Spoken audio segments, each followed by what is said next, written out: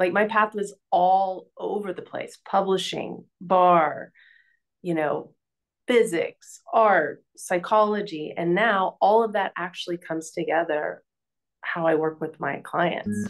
It's Rusty Diamond, motherfucker.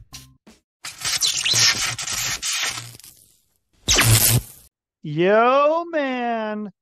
Boom, it's Rusty. What's up, everybody? Welcome to the Public Access Podcast, the podcast here on the Rusty Diamond Podcast Network.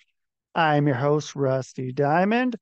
And today I am going to be joined by Whitney Riley. And here's Whitney Riley. Some cool effects. Of the transformation, right? Oh, perfect. And thank you for that amazing intro that guy just did, whoever that was. I'm sure it was great. And then here is Whitney. Whitney, thanks for being here as I get adjusted into my chair as I find myself doing every show. Thanks for being here. Thank you so much for creating this platform. Yeah, so you said you were going in doing a lot of podcasts. So what's is that sort of a time like what day is today? Thursday?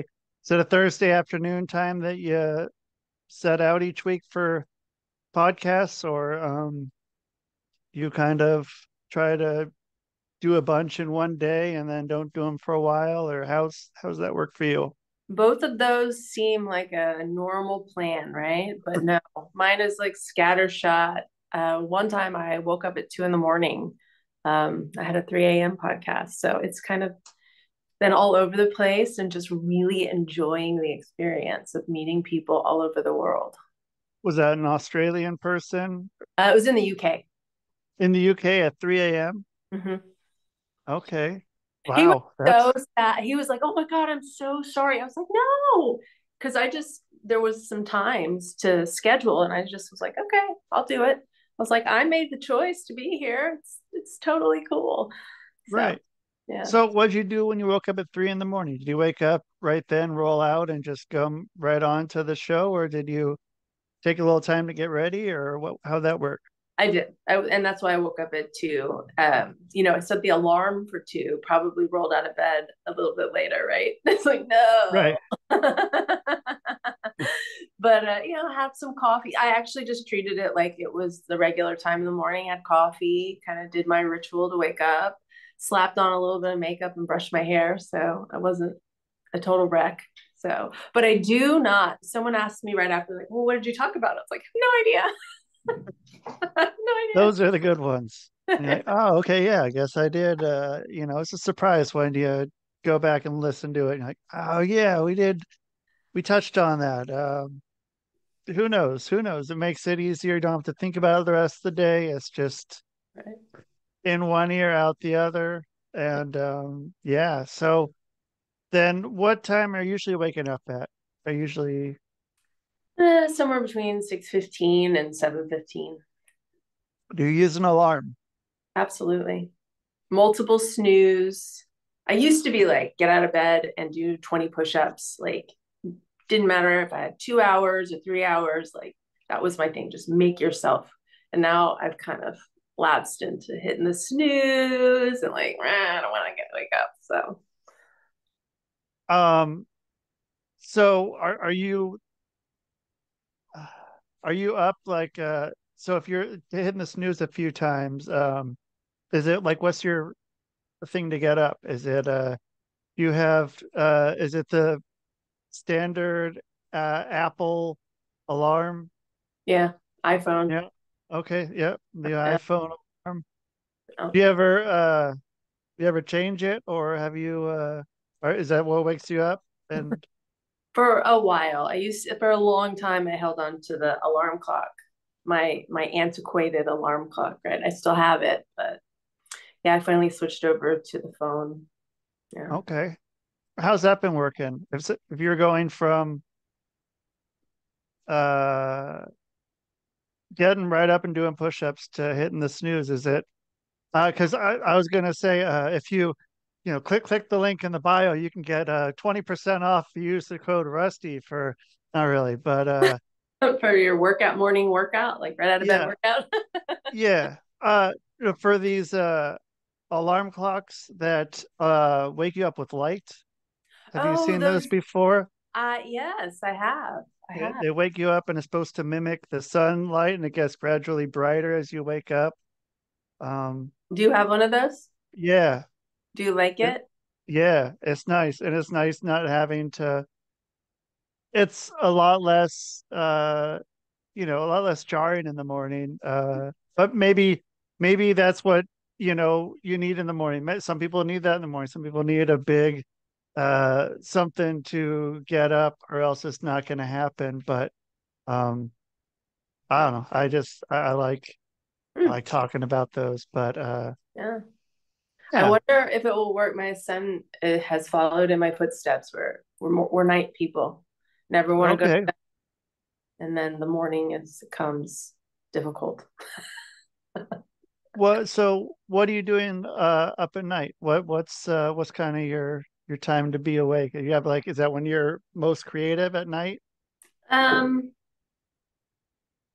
I mean, I don't know. I think there's been now a lot of evidence since I became a mom and kind of morphed into a more normalized schedule. That creativity can come at any point. I have a little cat that's, hey, you attacking me. Well, I'll um, do that. um, but yeah, I have been an artist. I'm an artist, and I found that kind of going into the work later in the day and then having a little time to socialize, and then everybody would go home and I would just work through the night. I would have music on, and I don't know, it just sort of worked. It ended up working for me, and sometimes I would go to bed at 4 or 5 in the morning.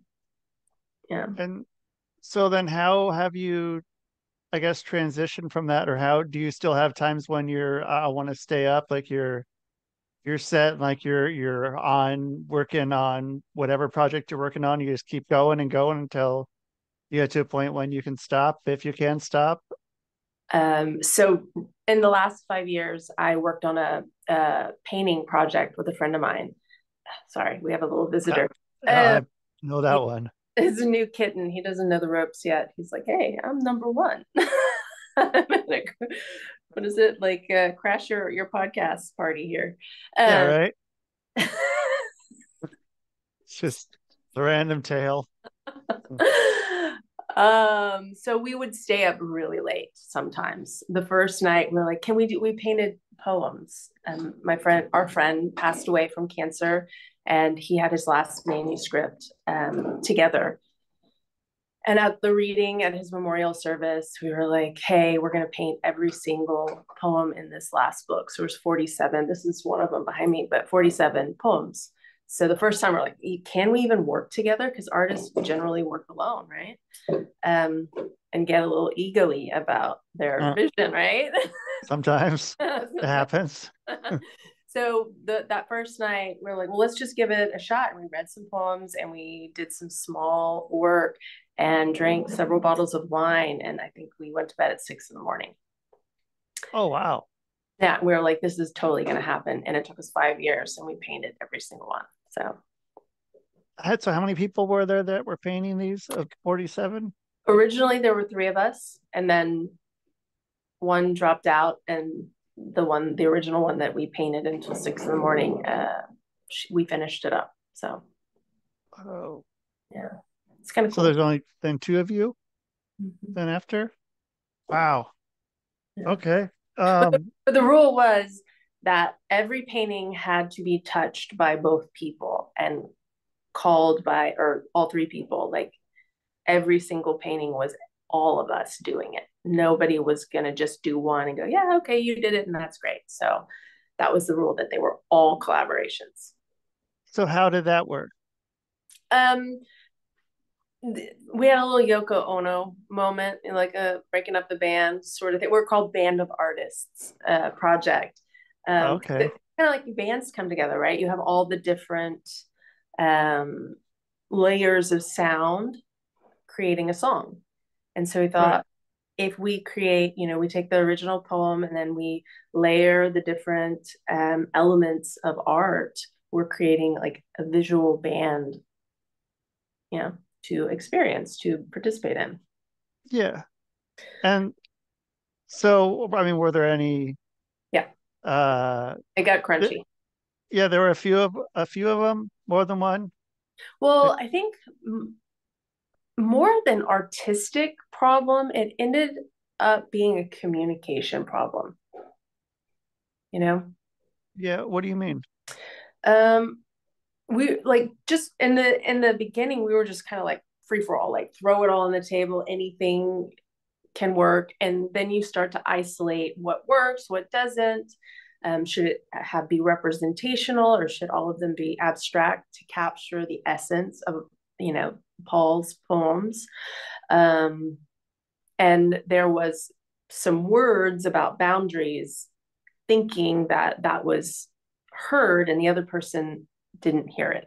Now we're all doing other things. Like, I actually didn't even know we were going to talk about this, right? I have my transformational mentoring healing business. We have teacher, we have tutor. So we were all doing this kind of on our own time. So everybody's busy and you can forget. There just was a fundamental communication problem. And then somebody trying to fix the communication problem, and things just, it was like kerosene on a fire. And have you And ever been in then a band, or have you been in one of the, I'm looking at you and I'm thinking you've been in a band. I'm looking at it, the telltale signs of somebody who knows what I'm talking about. a little bit. Yeah. Yeah. Um, and yeah, I mean, same kind of stuff happens. I mean, yeah, it's hard. Everyone has their own way, like being able to collaborate with someone on anything, like even, you know, like, yeah, I mean, I don't know. There's a lot of things that it's hard for me to hand over sometimes and let someone else do it. But then, being able to do that, you're able to make some really cool art that you wouldn't have thought of anyway. And it's like even like the podcast, like having different guests all the time. It's not just me. It's not just me talking into the microphone for an hour or whatever. And I'm sure everyone would love that, but Hey. there's a reason I have guests on. And uh yeah, I mean, and with the band, I mean, I don't know, yeah, I mean, it got difficult. There were definitely some times where we both were pretty adamant about wanting to do different things, and eventually, like, you either do it or you don't, and you move on. And um what got you to be able to get it to go all together? um I think for me is just this all in. I was, we were going to do all 47. It would have been reasonable to do one. It would have been reasonable to do six. It would have been reasonable. There were many moments where it's like, well, we've done enough and they're amazing. And like you said earlier about being able to meet somebody in that collaboration, you're able to do some incredible things. Very early on, I looked and I was like, this is incredible. This is nothing that any of us could make on our own. And that was really profound to me. Right. Yeah. Yeah. It coming together, there's the synergy, right? The synergy thing was 1 + 1 is way more than two. And this was 1 + 1 + 1. Yeah. Um, and I am still really sad about the whole breakup. And it just took, and feelings were hurt. Ego was hurt. Identity was kind of mangled by accident. It gets really touchy. People get really sensitive about what they're contributing. And that makes me feel really sad. However, I think now that, it's moved forward and everybody found their place, the two of us that finished, I was the one who was like, we're carrying this one way or another over the goal line, Sure. And and Lisa is the person who ended up being there, and she was a trooper. She drove across town. after working all day, painted all night, drank a bunch of wine, slept on my couch more times than I can even begin to count. And we just dug in and saw it through, breakups and this and life. 5 years, a lot can happen, Yeah. And so do you have a studio at your place, or do you have a sectioned off area, or do you move around throughout your place Um, to work? we're one of the studios is in here. This is my dining room slash second office. We have a Okay. cool old house that we bought because both me and my husband work from home. So we both have offices. I've kind of commandeered this place. So I've like spread out, and then we would use this. We have this great kitchen space that we would transform into a studio every time we painted. Okay. Yeah. And yeah. So were you ever in a band? Music band? No, I've, No. I've kind of always dreamed of doing that. Like, I don't think I've ever articulated that. My brother was a drummer or is a drummer, but he had Okay. several bands, did albums, and was kind of well known in his niche. And one time, I don't know, like 12, 15 years ago, I was singing for another artist's art installation, and I was singing for him, and he goes, "Are you tone deaf?"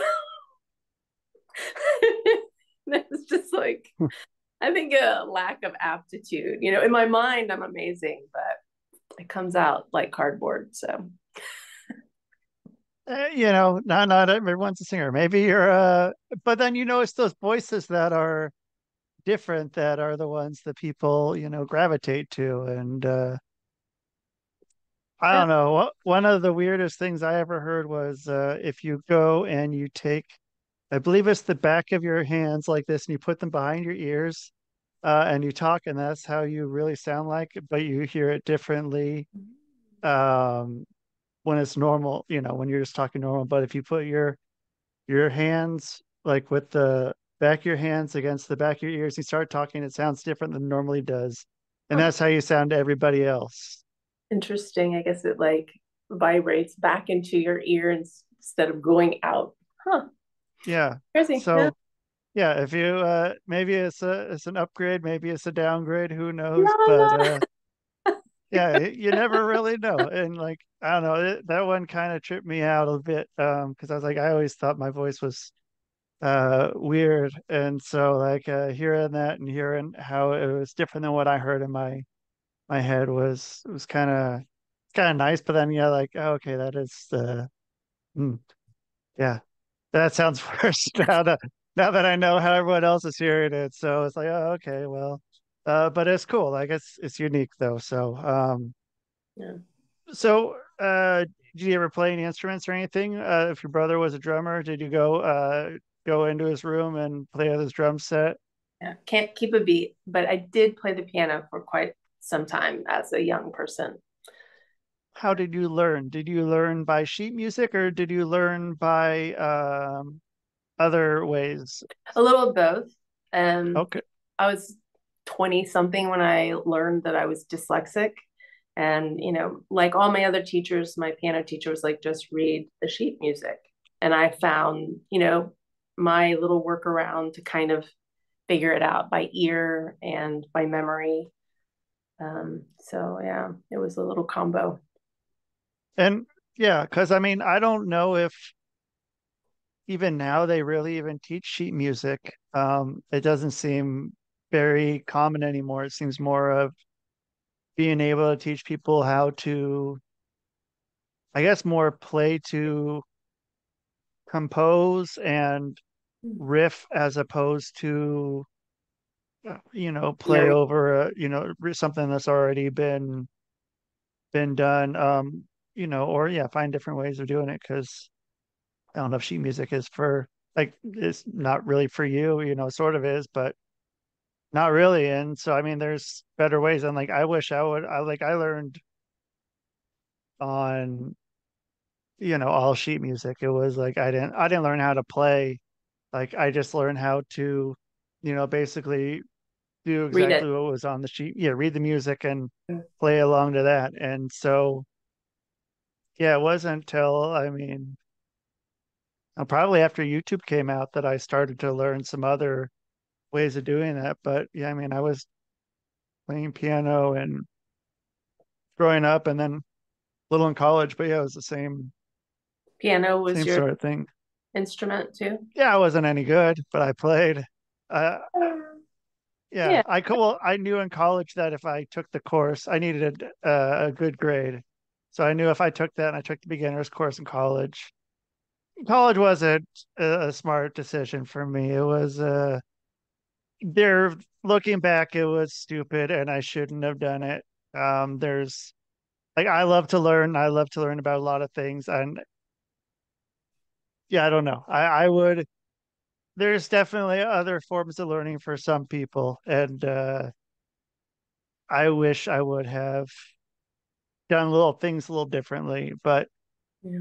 you learn later. Like if I would have had, YouTube university, as I like to call it, as a kid, I would have done that and I would have dropped out of school as soon as I could and tried to, learn whatever and go that way. But um, I don't know. Yeah, I guess I went to school Well, that's and kind of what the prescription was, right? right, yeah, go to So, school, go to college, get a yeah. good job, and yeah, didn't quite And go that way. And then there are those of us that do that, and it's still the path is a very winding road. So college for me is like I probably would have gone to college earlier had I known there was a path to do that. Like I didn't know there was a GED. Yeah. I Oh, probably would yeah. have done that and just gone to college 2 years earlier. Um, Totally. I had to find my way through college too, because I kind of had to teach myself how to study. Being, again, dyslexic, but Right. not knowing it, right? Like I had my coping mechanisms. But I studied physics first. And then after 4 or 5 years, because I was paying for it myself and working at bars and restaurants and all of that, my dad died and I knew that I'd always wanted to be an artist. And I was like, yeah, I'm going to take this class. And I went down to the community. I didn't even take it at my school. I went to a community college. I was like, I'm just going to take a painting class. I'm just going to do it. Before my first painting was done, I knew I was here to do that. Like such a knowing, panic attack, went down, changed my major, and ended up graduating 4 years later with a art degree. And then went back for clinical psychology, a PhD in clinical psychology, which Whoa. I totally knew was not for me after a year. And I was all in research assistant, the honors society.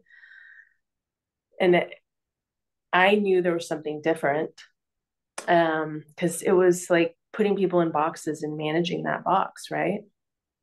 And it Right. makes right research. It needs to be clean, or it needs to have a way to feel confident about how to deal with things, right? I get all of that. I just knew, so I stopped doing that. All along, I was flying all over the country as with McGraw Hill, the publishing company, as a Oh, consultant. On the other days, so like you were saying, like I should have gone to college. It's like, well, I mean, who knows the path, right? Like my path was all over the place: publishing, bar, you know, physics, art, psychology. And now all of that actually comes together how I work with my clients, you know? uh, even the physics. Absolutely. Like this whole idea of like the quantum enigma. So in physics, like, I'm in Houston, Texas. A lot of people probably go into oil and gas field, like geophysics and all of that. But mine was totally subatomic a particle. It was theoretical physics. It was no different, really, conceptually, than being a crazy artist. I just would have been a crazy scientist, right? Right. So, are you familiar with the quantum enigma? Not really. Okay, so have you heard of string theory and you know Yeah. all these different um, hypothesis, and then string theory is a little more advanced than some of the original like thought experiments, like Schrodinger's cat. Is the cat in a box? If Is it you don't dead? see it. Right? Is it alive or dead? Right? Right. So all of these are when on the quantum field, there's a moment, and it is photographed, seen with a Geiger counter, that all possibilities exist simultaneously. Okay. Right? Do you remember Yeah. Sliding Doors with Gwyneth Paltrow? I think it was a movie, and it Mm-mm. tried to um, talk about the parallel universe theory. Uh, Okay. what was his name? Mark Everett, I think, or no, Rupert Everett. No, that's not right. Dang it. Rupert Everett is the actor, right? The I British think actor. so. So what is it? E squared, the guy who does all the movement for Shrek, anyway, is the son. There's this Mike guy. Myers. No, not Mike Myers. Gosh, I can't. I totally always know this, and it's just like poof out of my head. So Okay. the original person who penned the multiple universe Uh, theory, yeah. right? Right. I can't think Yeah. of his name. I don't know. So it's not Mike Myers. Like I was going, you said Shrek, and I was like, okay, but that Oh well, you're he just going somewhere totally different. yeah. I'm like, Yeah. So he picked up his family, took them all to Copenhagen in front of the board, and was like this was his life's work, young man, young family. Basically, they laughed him out of physics. He ended up getting some job at the FBI, like major alcoholic, and his son is said, the guy who does the music, I can't think of his name, E squared is one of the things he goes by. But I don't know if you're familiar with that, but basically he says one of the first times I remember touching my dad was finding him dead. oh, Like, so this guy, this brilliant man who did multiple worlds theories, is laughed out of physics, has this terrible end to his life and his family's life. They teach it in universities now, right? So that's like what happens when how is it possible on the subatomic level that all realities are visibly possible before one or the other collapses into the macro world, the world that we know. So string theory, all these theories are trying to link, and this is Einstein died trying to find the link between the macroscopic and the microscopic and the macroscopic world, right? The quantum world and the world that we're like, this is hard. And clearly this is a table, right? It's not both a table and a tree. right, right. Uh, anyway, And again, so, didn't know we were going down this path, but if you well, come, it happens. So yeah, then, uh, what what is the thought on it then with that? well, in physics, I think now there's probably slightly more wiggle room. But if you were to say that there was anything spiritual or like laws of manifestation or anything like that, basically you're the door's closed on you. You will not be taken seriously and you will be pushed out of that world. I think The Secret, I'm not sure. There was a really popular book that came out and movie, and there are some physicists who have taken this route who go, you know, it's all an illusion, right? Sure. Yeah. And so what collapses it is like our belief. And I mean, there's so many, you're like, what is it? You're asking me, what is it? Like so many people play with this and are spend their entire lives trying to find an answer scientifically in that world that has a theorem mathematically, it checks out, is repeatable and understandable. And then there's the part where it's like, well, we're part of the universe. We're part of God, the universe, the act of creative energy. And in that, we're witnessing choice, belief. And yeah, until it becomes the the way, I guess, becomes the what it is, what everyone deems it to be until someone says it's not. You're talking about like teachable things or like that it used to be flat, I well, that too, yeah. I mean, but yeah, I mean, like what everyone believes in, like whatever it is, that is a table until yeah, someone says it's not a table, or someone you know that it's a table. But then yes, like you said, it could also be at the same time a tree. It could also be a person. It could also be nothing. It could be everything. It could be Yeah. something a little bit. Uh, And maybe it's all of those things simultaneously. This is the whole parallel universe. Maybe it's all of those things simultaneously in different, like, wormholes in different universes, right? Like, right. so we decided to get on this podcast together.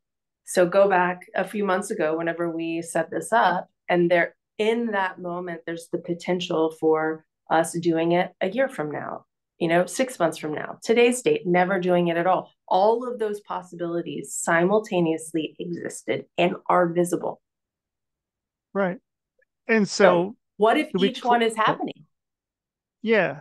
I mean, they would have to be. If this one's happening, all the others would have to be happening. But then do they close off afterwards immediately, or are they still there? I mean, these are all theories, so who knows, right? Yeah.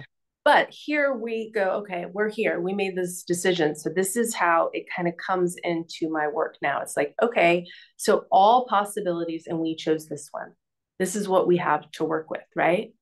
And let's say that everything in your life, let's say that you're my client and you have this big goal, and you've really been blocked out of it for whatever reason. And I'm like, okay, so everything that you've been working on up to this moment is based on a thought, belief, or, all those things that are possible that are now happening. So right now, if you decide that you're going to do this thing, you're going to increase your income by, double it or triple it, and that's your goal, right? Or lose 10 pounds or whatever. Everybody has their own thing that they're struggling. Learn to love yourself, right? Sure. In the next one, you declare it, you claim it, and you choose it. This is what I want, no matter what. This is what I want, and this is where I'm going. Okay. And then you walk out of my office, and all of a sudden, the reality comes that you're not doubling or tripling your income. Oh, the cookie's there, and I'm going to eat the cookie. Every single thing that's happening in the short term is still based on the options that are already set in motion that you have already chosen. So when that happens, and it's like, okay, yeah, that's right. This is a confirmation of the person who believed I could only make this much money. And every time that comes up, instead of going, oh, it's not going to work, you go, oh, this is just a product of the past. And now I am going to choose that this is going to look different. Even if I don't have the evidence, the table's still the table. I'm going to believe that it's not. So how do you get someone with that limiting belief system to change their thought pattern? How, I mean, is it many different methods? Is it the Whitney Riley method? There, Uh, there is. I have the Make Everything Easier method. I wrote a book about it. Um, there are lots of different ways depending on what comes up, but really this method helps to get past the logic into the body, where it stores really important coping mechanisms that hijack logic. That's why we can have these conversations, we can read books, we can go to seminars, and it's like, and then we get back in our life and we're like, what? And we keep doing, we can't, it's like, why can't I take that turn, right? ad break. You will sleep better than you have ever slept. You've never been this relaxed. Are you ready to change your life? I'm Rusty Diamond, certified hypnotist. You don't need to leave your house. You can stay in your bed. You can stay in your favorite chair. You just need a computer or your phone. You can get a hold of me. Stay at home. I'll make your life better. Hypnosisisgreat.com. Right. But you already are taking that turn. Well, you've taken the turn, but how come you're stuck, right? How That's a good come, point. Yeah. right? It's like I understand it, but then in the moment, how come I eat the brownie? How come I believe that I'm never going to have enough? Whatever it is, I choose to collapse my voice and let people walk all over me. everybody is dealing with lots of things, right? I want to Right. be in business, but then I can't post on social media, or, there are lots of ways. That's not the only way, or do podcasts or stand out and be seen. Well, let's say that inside there is a very early part that learned to be invisible, to not get yelled at, to not get hit, to not have their toys taken away from them, whatever it is. Just a fear that something bad might happen, right? Because mom and Sure. dad fighting in the other room, and that terror. And then, so a young person doesn't have a lot of power. The only power they have is over themselves and their beliefs. So let's say I chose to shrink and hide.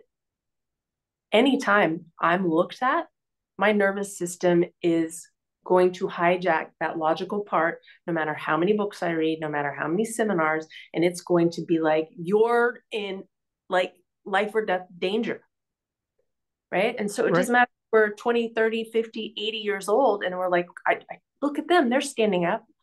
Look at Rusty Diamond, showing It up on a happens. podcast, Yeah. you know, like how he's doing it. How come I can't do it? Why do I get flooded with, you know, beyond reasonable fear? Fear before reason can even be a part of the conversation. It's because of that part always wins. So you go in and you let that part off the hook. You take over the responsibility of keeping them safe, bring them back into your heart where they can rest. Their job is done. You go, hey, look, I'm all grown up. You did it. We're no longer a kid with no power. And yeah, I mean, anytime that happens, yeah, you get into that fight or flight mode.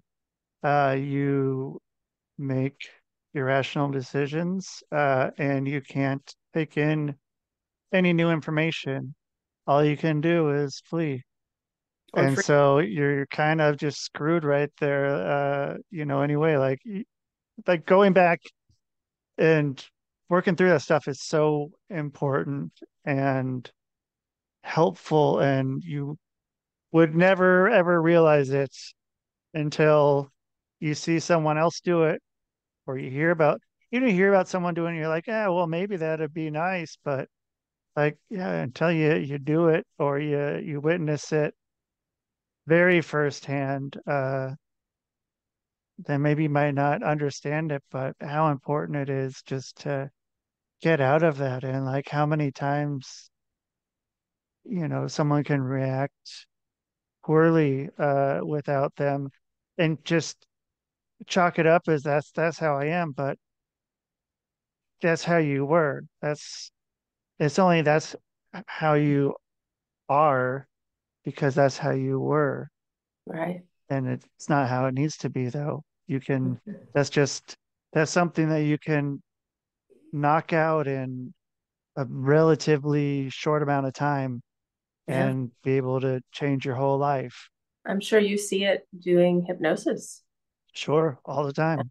Yeah. And And the brain is an amazing organ, because we think it's who we are, right? Like you just said this thing, it's like, oh, well, this is just, I can't quit smoking. This is just who I am, right? right, Well, the brain has been given all the rules. It's still trying to get even with that kid in third grade that, made you mad.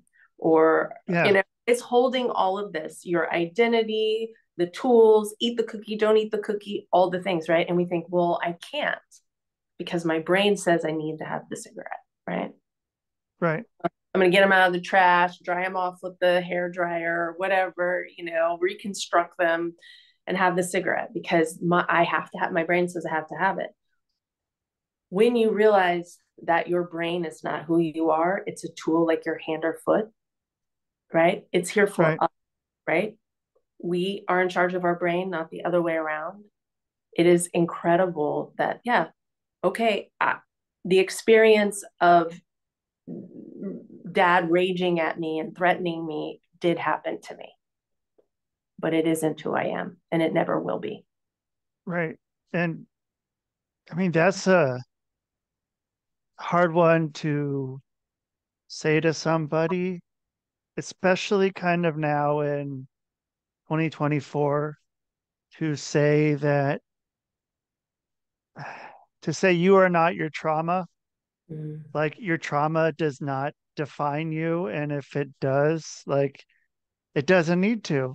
Mm-hmm. It's something that did happen to you, but that's I really hope that people don't, like, if you fully embrace that, like there's no room for growth.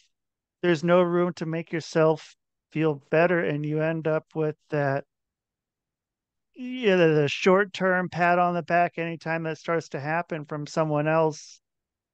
And then you're always kind of searching for that as opposed to going in and realizing that it's something within that you can work on and make better. And then every time that it happens in the future, you're not going to shut down. You're able to take it a little bit more. And I mean, that's a powerful tool right there to be able to do that. Yeah, I think you and I both know the other side, right? But we Sure. also know people are so cynical, jaded, and really cemented into that belief that this is just who I am. Because it's not like you can't move forward. Many people have incredible lives, right? But there's all this stuff in the closet Right. that they don't share with other people, the pain, the disappointment, the staying in unhealthy relationship with food or alcohol or drugs or other things because they're trying to manage all of that and then put on a happy face. So you can move forward, but it's always going to come out a little sideways, and almost all your relationships are going to amplify it in one way or another. Yeah. And you're going to probably take it out on somebody else that doesn't deserve it. That's just kind of, Yeah.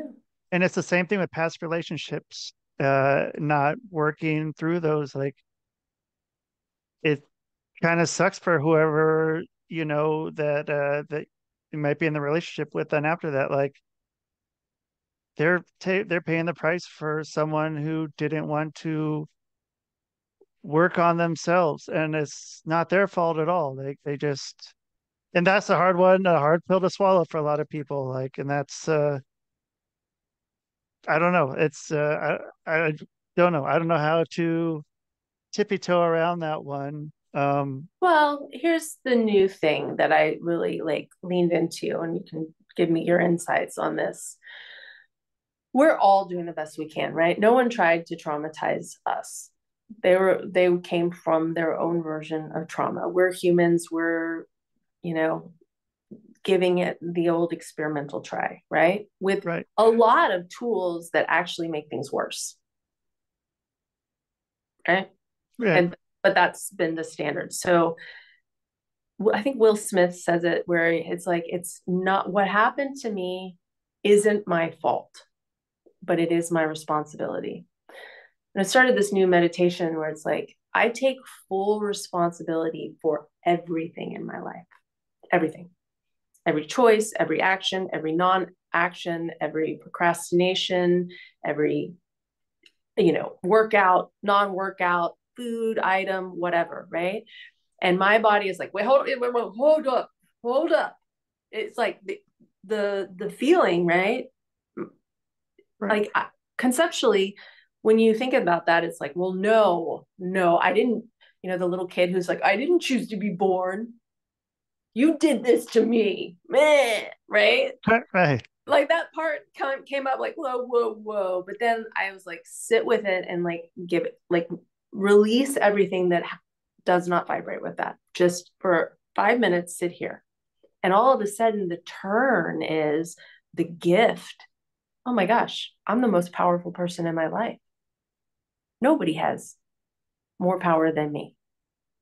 Every relationship, every dynamic with anything changes instantly if I take full responsibility for it. If I don't go to the gym, that's no one's fault. And I don't like the word fault, but no one's whatever. It's me. Right. I chose it. And I get the result of that. Absolutely. And And the opposite is true. If I am tired, I've had a long day, and I feel like I don't have any gas in the tank, but somehow I drag myself to the gym and I just do 30 minutes. I get the results of that. Yeah. Yeah. You get the results. You get the results either way. Right. If I go, hey, Rusty has got this ability to help me with this tool that he's seen the other side of these hooks that we get, chained into. Whitney's got her way of doing it, and I'm going to go dive in, right? Then you get the benefits of that. And like you said, those benefits are so radical, you and I don't have the words to really tell people, right? Right. Just have to get there. Yeah. Yeah, trust the two people on the podcast that are Yeah. talking to you. Well, I'm assuming you were a recipient of hypnosis. Sure, I thought it was all bullshit until I went in and talked to the guy that trained me the first day. I thought it was all like a magic act Yeah. and someone had to be in on it. And then I was like, oh, okay.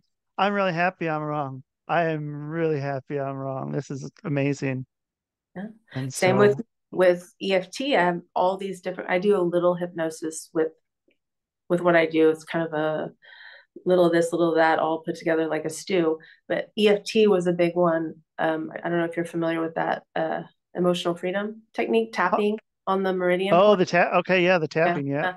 I had an unnamed, kind of uncurable uh, autoimmune response where the medical community was just take Benadryl and Pepsid AC, because apparently that's a histamine blocker as well, and then just go, figure it out. And it was painful and disfiguring and crazy. EFT came into my life, and with EFT and specific thought meditation, like that meditation I was telling you, but I did other ones, gone forever. It was like 20 years ago. That's awesome. Yeah. And I mean that gets you, you're in the right spot. And that's what you're bringing into the world. That's what you're gonna get people and how you can help people. And if people would want to work with you or check out your work, or find you, how are they going to do that? Startyourbetterlife.com has all the socials, links to my books, place to chat. Startyourbetterlife.com. Yeah. Perfect. Yeah. It's pretty cool. Yeah. Well, hey, well, thank you so much for being on. I'm glad we got to talk about not knowing what we are going to talk about and then get there. So yeah, thank you so much for being on. I'm happy we got to do this, and yeah, I hope you have a great rest of your day today. Okay, you too. Thank you so much for having me. You bet. All right, take care. All right, you guys, that's Whitney Riley. Thank you everyone so much for being here on the Rusty Diamond Podcast Network.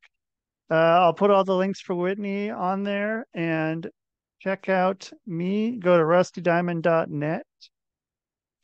You can go to hypnosisisgreat.com. If you want, I now have a meditation slash hypnosis, which you can use if you go in two places in the whole world. There's the East Coast Float Spa in Westchester, Pennsylvania, and in Princeton, New Jersey. You can go there. You can get the Rusty Diamond treatment there, which is where you're going to get an hour-long guided meditation, which is specific for floating, for doing float room, float tank, whatever you want to call it, sensory deprivation tank. I don't know. There's a lot of different names for it, but it's awesome. And I've been wanting to do it for basically since I started hypnosis, and I finally was able to work with them and get something really cool. So if you guys want to go to either Pennsylvania or New Jersey, tell them Rusty sent you. So yeah, and if you're watching this and I guess it's already over, so you can check out the show as a podcast, or you can watch this on Rumble or YouTube if you're listening. So thank you everyone so much. And that is the show, man. Boom.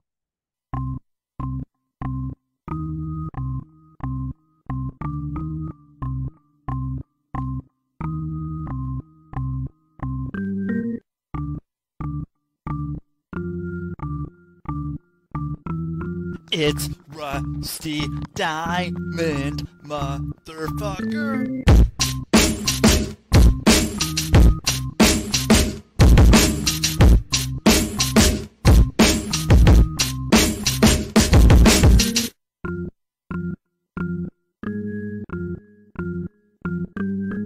It's Rusty Diamond, motherfucker.